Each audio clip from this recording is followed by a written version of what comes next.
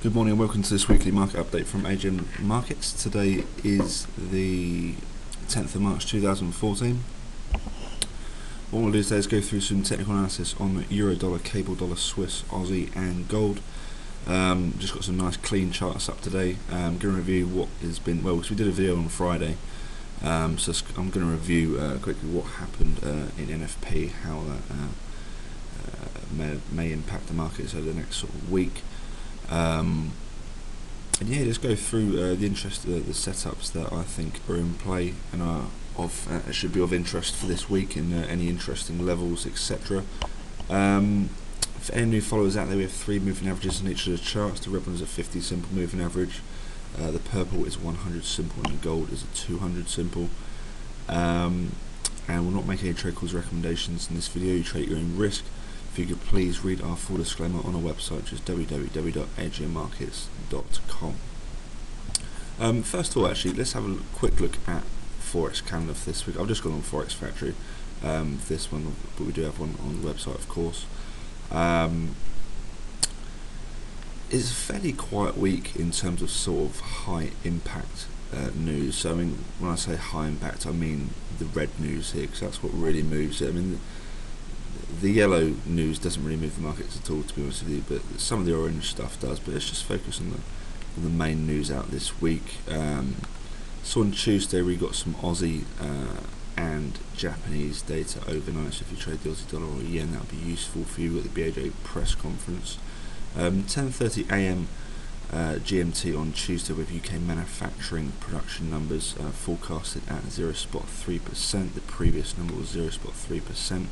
And at 11 AM we have the UK inflation report hearings as well. So keep an eye out for that and see. It should definitely move the pound on Tuesday. Wednesday, there's a lot of sort of mid impact news. Really, nothing major. I mean, you got Eurozone industrial production numbers. You got a US 10-year bond auction there as well. In terms of high impact stuff, you got at 9 PM some New Zealand data. So you got their official cash rate and the RBNZ press conference and the rate statement as well. On Thursday, got some more Aussie data. So this is overnight. Oh well, it depends where you live, of course. And Chinese industrial production as well. And at 1:30 we've got the standard, the sort of the retail sales numbers out of the US, and the weekly unemployment claims as well.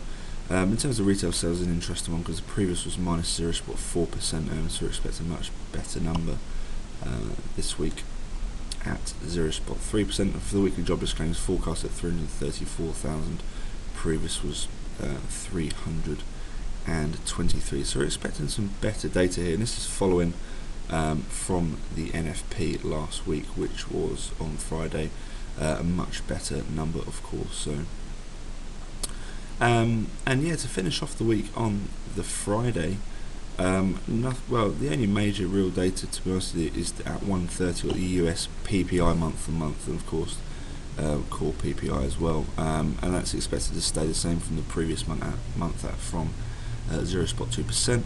But the last bit of data out of the week is the US preliminary University of Michigan consumer sentiment data, which is forecast at 81.9. So it's expecting a beat on the previous number of 81.2. So it's quite a quiet week in terms of data, but that doesn't mean that the markets will be quiet. We can still sometimes these weeks you get some really decent technical moves. So yeah, it depends really, but yeah, in terms of data, there's no sort of rate decisions, etc. Nothing majorly crazy going on, so should be a pretty standard week. Maybe slightly lower volumes, but there's still definitely some interesting setups out there that should definitely move the markets and get a lot of people interested. So okay, let's have a look at the charts. This is the Euro dollar weekly chart we've spoken about in terms of perspective. This has been the setup that we've been looking at. So this is the fib from high 2011 to the low 2012. Sellers are trying to cap it at the 61.8% retracement, but we've got a weekly candlestick close above that now. So in terms of very short-term support, if we get any sort of retracement on this weekly, then I'd be expecting the 61.8 So retracement to hold, which is at one spot 38.39. So previous resistance to then act as new support. That'll definitely be a level I keep my eye on. And of course this 50% line here, which is at one spot 34.90s. But in terms of the weekly, that is all I'm really focused on. So yeah, I mean, really is that is the only sort of major setup on the weekly that I'm purely focused on. In fact, the last week's weekly candle, yeah, you can see nice and bullish, but a bit of upper wick on that top. So I would not be surprised to see some sort of retracement in the first couple of days, for sure. And then maybe it may grind higher the rest of the week. I'm not sure. Or we could just start get to. I mean, because we've had quite a few weekly candles in a row now. What is it? It's about 6 in a row, I think. And in terms of this year, so you've got the period separator here. In terms of the other setup, I mean, it's going to be the same on the daily, but this is definitely a move I'll be looking out for. So the fib in terms of just yearly low to yearly high, that is the only real move that I'm particularly interested in. But it's more interesting on the daily chart. That's why I flipped it on here. So let's have a look at this daily chart now. And you can see, on the daily we're getting a big upper wick there, and it's around the sort of previous resistance here as well. So I'd expect some sort of, I wouldn't be surprised to see some sort of retracement going into the start of this week, and this is definitely the fib that I'd be keeping an eye out for. So the 50% here comes at one spot 36.96, and I definitely have the 137 written up on there as well, which is nice because that coincides with that 50% line. And yeah, it's good because these moving averages are coming up around here as well, so if it does retrace we should get a nice bit of confluence there as well. And also notice, if I zoom in here, the 61.8% coincides with a previous bit of support there as well, a nice spike off of that level already, so it should be an interesting one. I would not be surprised to see it come and test that level this week. And if we flip it to the 4 hour, it's the same setup really. I'm not interested in any of the other, well, the only other interesting one that I'd potentially keep a lookout for would be this one here, just to see how it reacts. But personally I prefer the bigger, more obvious fibs, but you can't really argue against it, because if you look at the previous move, the previous sort of dip, that worked out really nicely off the 61.8, and then if you move, if you look at the previous dip, that worked very nicely off the 61.8% retracement again. And if you look at the previous one, that came up off of that zone as well. Not quite as technical, it didn't quite spike off of it, but in between the sort of 50%, 61.8% zone, it came off as well. So you can't really argue at looking at this little move here.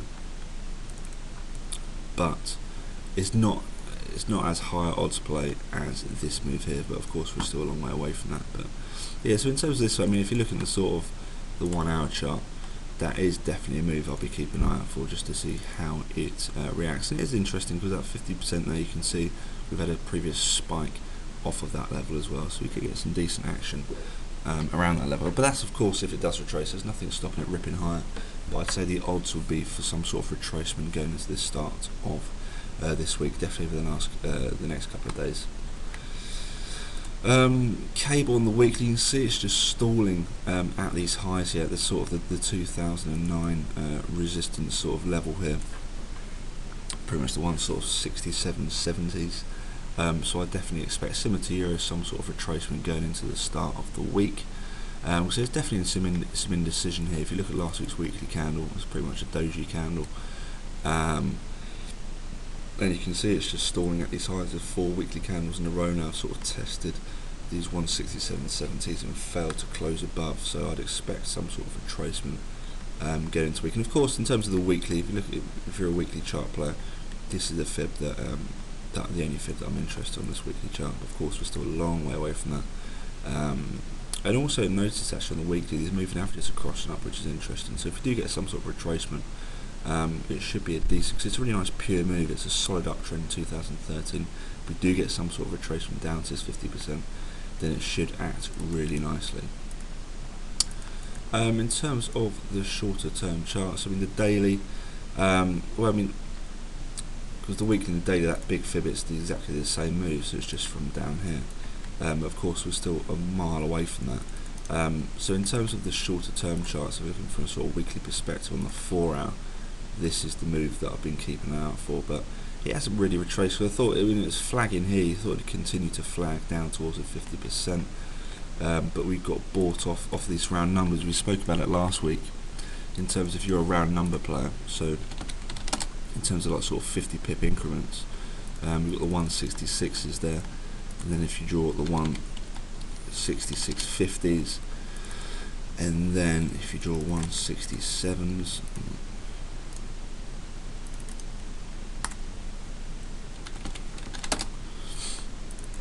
and then 167.50s,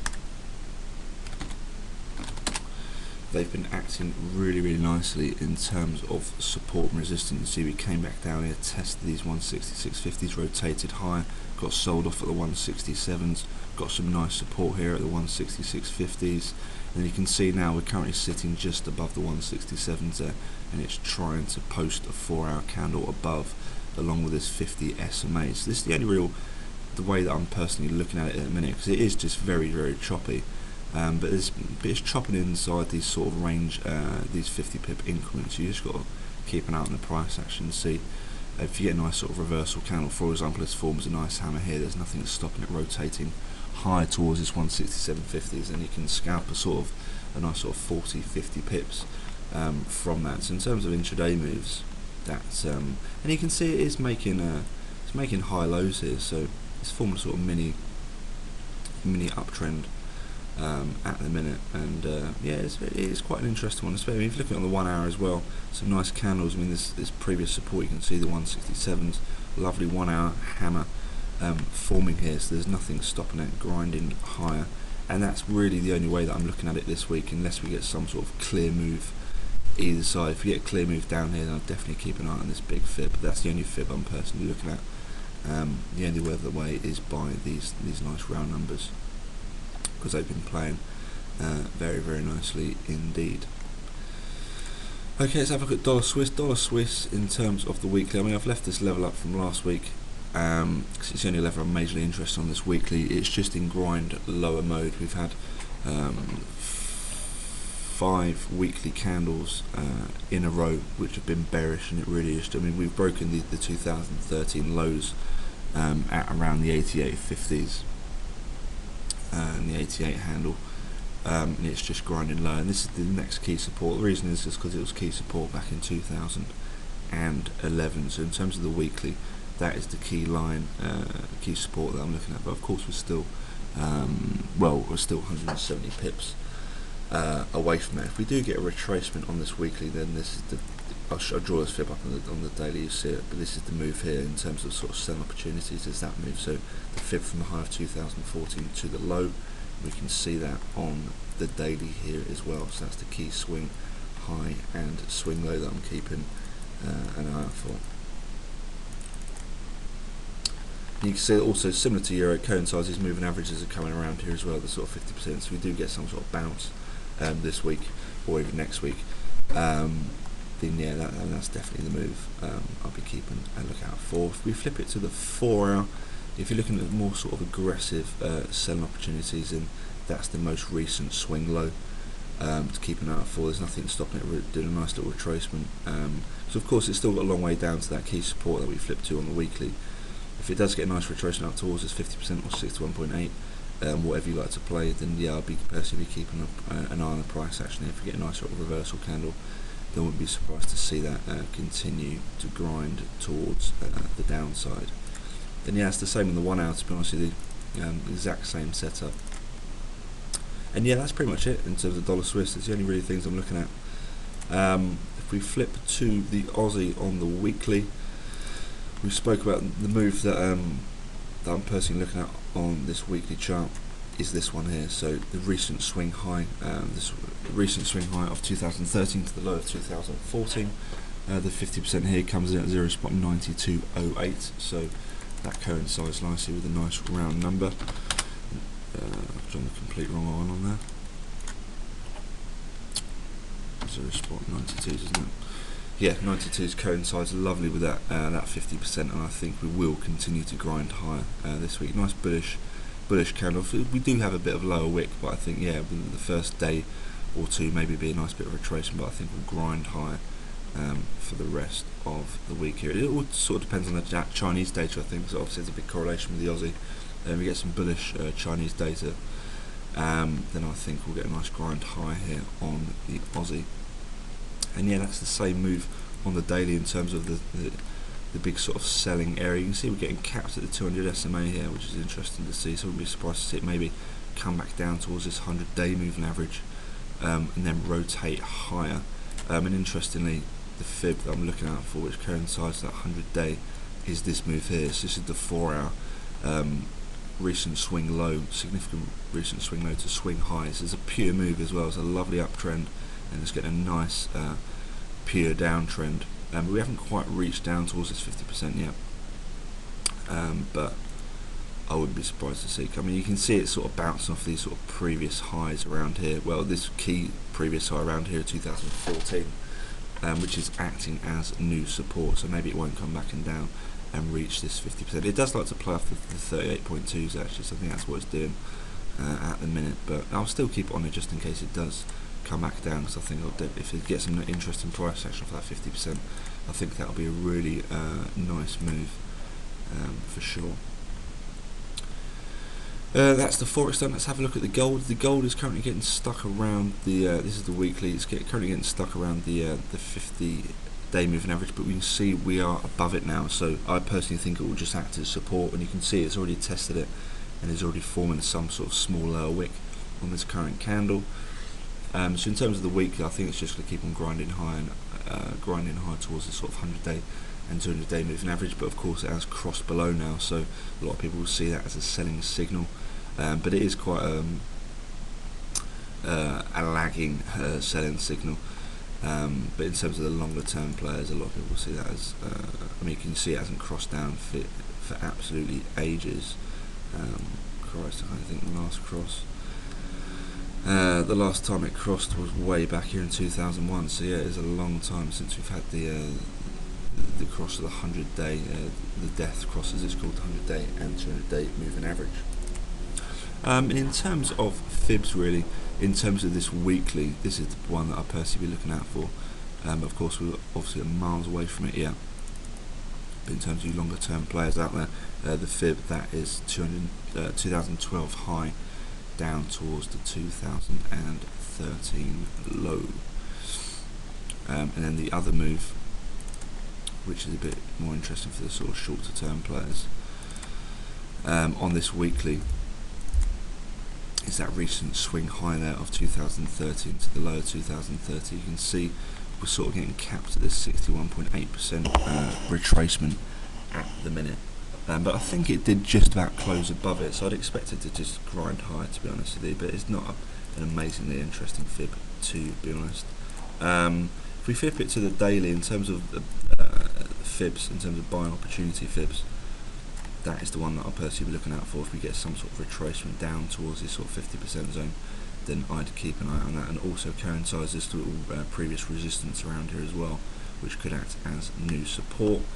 And then the 4-hour, I mean, it really hasn't been. I really haven't been trading it in terms of shorter, in terms of intraday. So I don't think it's been. I think there's more interesting charts out there, but it's just all about playing previous resistance, new supports. You can see we had a nice previous resistance around here, and it's now acting as new support. And of course, you've got this key resistance up here. And then you've got another key support sort of area around here as well. And yeah, that's purely how I'd have it set up on my sort of 4-hour and even the 1-hour chart as well. 1 hour, you see, it's got some lovely spikes there, and it looks like it will get a nice bit of grind higher there. But no, nothing majorly interesting in terms of shorter term stuff. That I prefer to see it come back down towards this big fib here, and then I'll definitely be interested. Okay then, that's all for today. Hope you found that video useful. Hope you have a great rest of the week trading, and I'll catch you next Monday. Take care.